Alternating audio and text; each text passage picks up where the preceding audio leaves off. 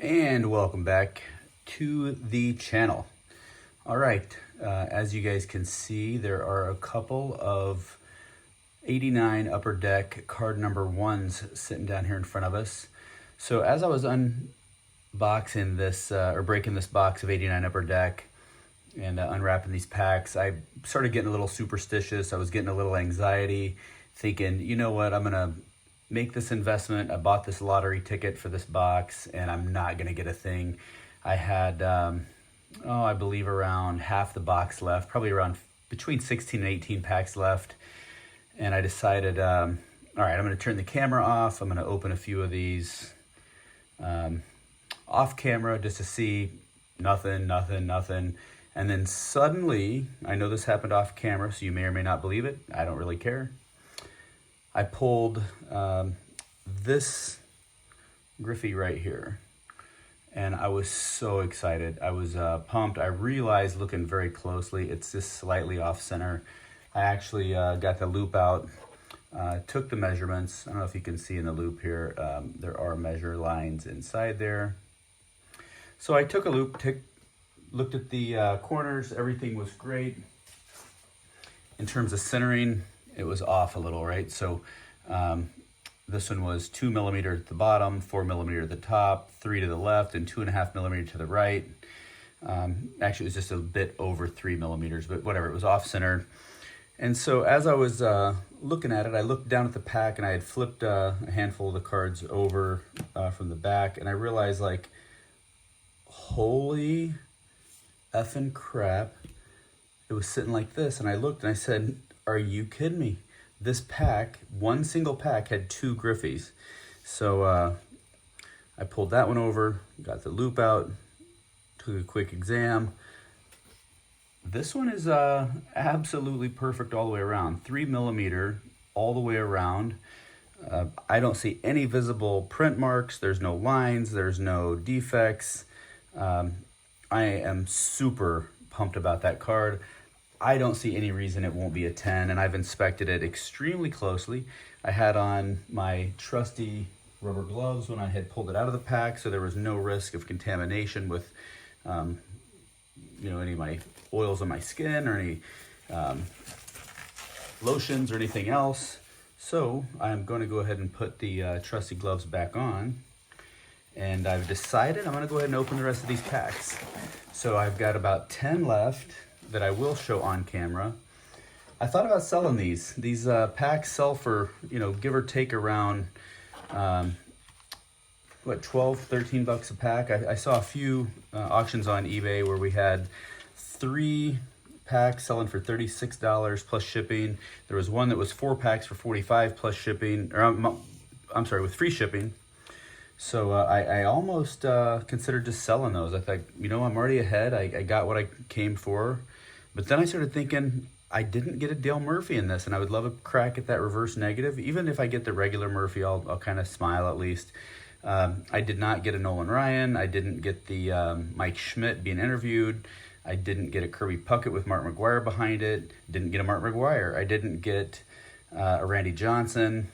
What else was I missing there? Actually, I had 2 other cards on the rookie star list. I believe it was Luis Medina and Tony Chance. Whatever, don't even remember those guys, but it'd be great to pull those. And then, of course, might be a chance at another Griffey. So anyway, I'll stop jibber jabbering and let's take us a look. So I guess the fact that these packs kind of came unglued here in the center was of no consequence. They were clearly sealed, and they were obviously authenticated by BBCE, so I was not too worried. All right, let's take us a look. So I love when I see a card that I have not gotten yet. I have not gotten the Wizard of Oz yet. Obviously a Hall of Famer. Larry Parrish, I believe that is Lance's brother. Neil Allen, Matt Casassa, Jose Guzman, Kelly Gruber, Scott Bradley. Man, that is like the 37th Bradley I've pulled from this deck. I just don't get it, but I did some reading, and I see it's very common. There's a Kirk Gibson Dodgers checklist. It's fairly common, there's another one of those Sisecos, for these decks to be offloaded. So 89 Upper Deck was famous for having total randomness in the packs. Although if you read a lot of the forums, people swear that there was definitely a certain order to the randomness, and you could determine what was coming next in the box or in the, even in the packs by what you see. So I don't know if that's true or not, but let's take a look. It's worth a shot. All right. I've been hanging on to the checklist. I don't know why I like checklists. All right, Harold Reynolds, another Larry Parrish. I love to load up on these journeyman players. All right, got a Mel Hall. Ramon Martinez, that's obviously Pedro Martinez's older brother. Man, this dude was skin and bones, tiny guy. It's the second one of those I've gotten. Bill Wegman, there's a Danny Jackson. I always liked Danny Jackson. He had a bar and grill in Overland Park, Kansas years ago. It shut down long time ago, but there's a William Brennan. I was just hanging on to those star rookies because I was trying to see if I could come up with the entire set of, I think there were 26 of them in this set. That one I already had, but all right, let's take us another peek. I did kind of like joking to myself about how tough it would be to reseal a couple of these packs and maybe do some repacks just to see what those would look like, and do another goof video just to pop those open. I got us another checklist, a Phil Bradley, a Bill Pecota. Oh, there's a Don Mattingly. It's a pretty great card. I was reading about Don Mattingly last night and the fact that his career ended so soon because of the back issues and what might have been with Mattingly, but still, guy loved the game of baseball, obviously managed for a while. I'm sure he's still involved. I believe he's, oh, here's a good one here. I believe he's still associated with a club too, and I forget what his role is. But anyway, here is a John Smoltz rookie card. That is a great pull. And you know what? I don't think I did get a Smoltz before, did I? I don't recall pulling that. So that's a great card there. That's a good pull. I'm very happy to see that one. There's Greg Minton. Oh, see, just like these packs, it's so weird. That's what happened with that Griffey. There's 2 John Smoltz.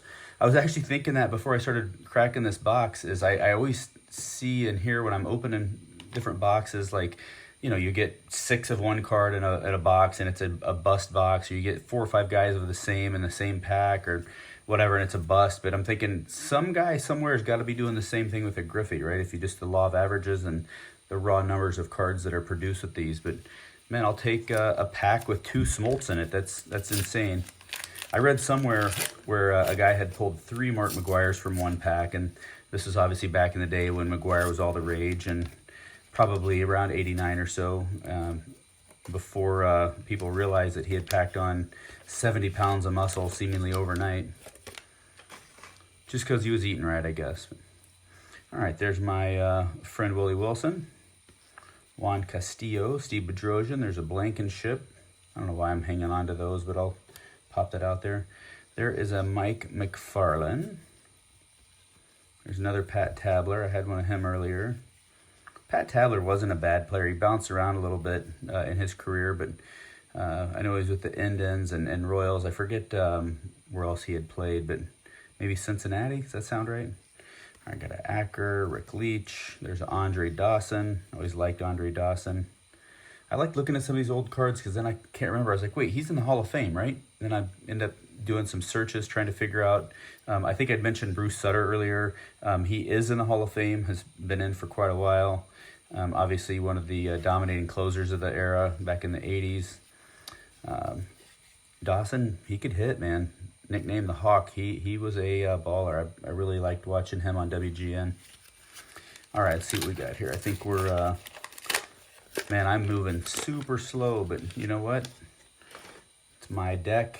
I over-invested in it, and I'm going to take my sweet time. So I always loved this Mark McLemore card. I remember this one because there was... is that Mattingly? 22 sliding under him? I believe it is.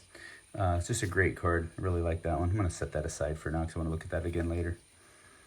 Worrell Robinson. There's another William Brennan. How lucky is that? Oh, come on. Let's have another couple of hits in this deck. I'm getting greedy, I know, and I'm already super happy, but Hey man, I'm going to be greedy all day long as this box keeps paying off. Mazzilli, Jeff Calhoun. There's a Will the Thrill Clark.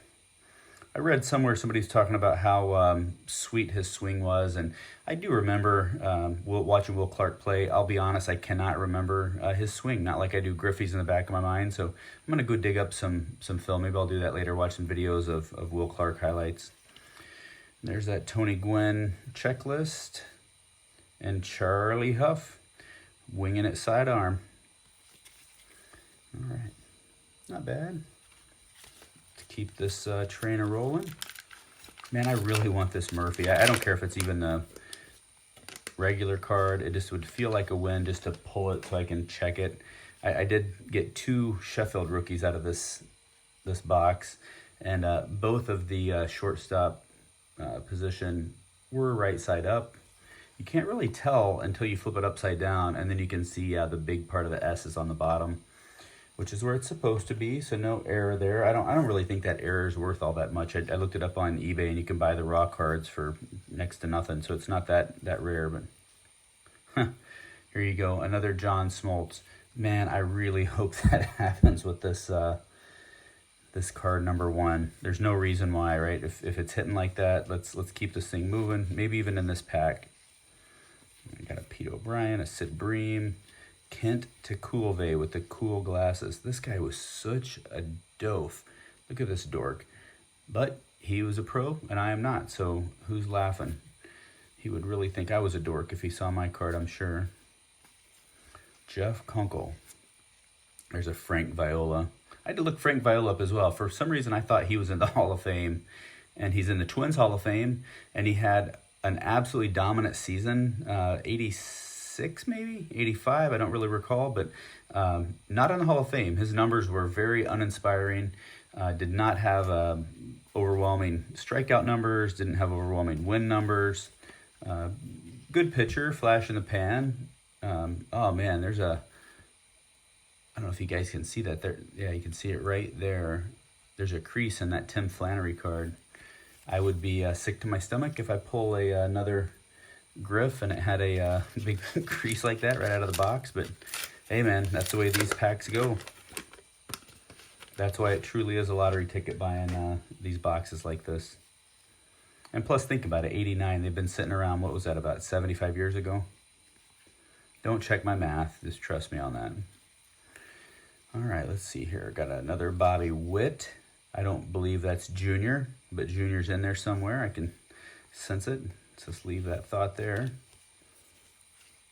Guy Thurman, Angel Salazar, Sean Hilligus. There's Murphy checklist. Not the Murphy I was looking for, but Murphy checklist. There's a Herndon, Eric Shaw, Vance Law, and Darren Dalton. Darren Dalton was from Ark City, Kansas. I actually was lived in a town about, I don't know, 20 minutes from there when I was a kid, up until I was in 3rd grade. And he actually signed a whole bunch of stuff for me. Super nice guy, I guess. I was told I met him when I was younger. I don't remember it, to be honest. But he was a friend of my uncle's, I guess.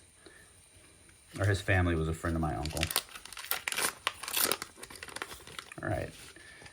What do we got left here? 2 more packs after this. All right, guys, let's see if any more magic happens out of this pack, this box. All right, Hassey, there's a Tommy Herr.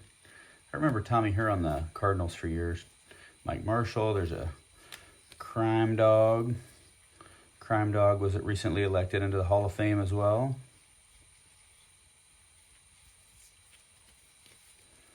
Kirk McCaskill, Bob Brenly. There is a, is that, don't tell me. I know this guy, I'm drawing a blank. It's not Molitor, it's, yeah, it is Molitor. I'm sorry, I don't know why I thought it wasn't Molitor. Geraltz, Thompson, Claudel Washington. Is he related to UL? I don't know. For some reason, I thought they were brothers. I don't know. All I know is that UL Washington rookie card is a little bit spendy, maybe because of who's on that card with him. All right, 2 packs to go here. I'm only at 15 minutes. Nice and concise with my videos. Lefferts. I got a Dr. K. I wanted to look at Gooden's career numbers. I mean, he had such crazy numbers when he was younger. Obviously, he had some substance abuse problems, some off-the-field issues. Probably put quite the stain on his career numbers. But let's see, as of '89, he had just over 1,000 strikeouts, 52 complete games. That's probably more than he had all of last season in the ML. But how many wins? 91 wins. I mean, the guy was on pace. I mean, he would have easily been 300, 3,000 guy. There's a Wally Joyner. Lions, Otis Nixon. There's a Ozzie Smith checklist. Henry, Marty Barrett. There's a Strawberry Mets checklist. And Don, I got 2 A's for Ace. He is the ace. What a baseball pitcher name, huh? All right, folks, very last pack. About this time, I'm not regretting hanging on to these. I did get 3 Smoltz rookies out of this. It's been kind of fun opening these. Let's pull one more Griffey out of this thing, please. All right, let's do it. Good mojo here. All right, Hanky, got a Boddicker. That's about the 13th Quisenberry I've pulled out of this deck. Here's a Ricky Jordan.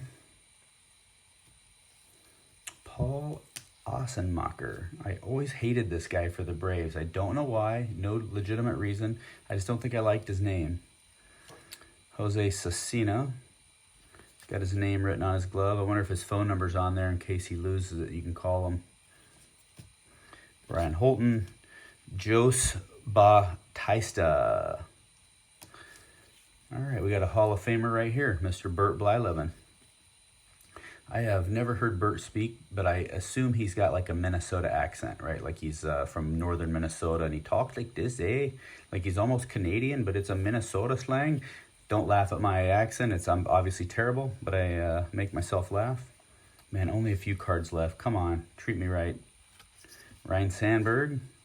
Johnny Ray. He looks a little bit like Reggie if you poke yourself in the eyes and stand at a distance. All right. Jim Acker. We got one more reasonable shot. That's a Dave Henderson. And nope. Yvonne Calderon. Jim. Walla Walla Walla. Who cares? All right. No more Griffies out of that pack, but got 3 Smoltz rookies. Pretty good pull. No Randy Johnsons out of that set either. But man, how can you possibly complain when you pulled 2 of these babies out of this box? I just am beside myself in this thing. I expected to get 1. I shouldn't have expected to get 1. I think, as one of my loyal followers said, there was a 70%, 77% chance you could get a Griffey out of these. But if you think about, again, how many doubles there were in this box and triples, and you get a lot of nobodies. I mean, you're not guaranteed anybody. So the fact I got 2 Chefs, got a Bichette, 3 Smoltz, I got 2 Griffies, I got the Herb Winningham error card, which again, not that exciting, but at least it's a fun pull. And yeah, pretty great box. So anyway, thanks for watching. Hope you enjoyed it. And if you are so inclined, go out, pick up a box of low series 89 upper deck and try your luck for yourself, and put in the comments how you've done, if you've done it before as well. I'd love to hear your stories. So, all right, folks, have a good night.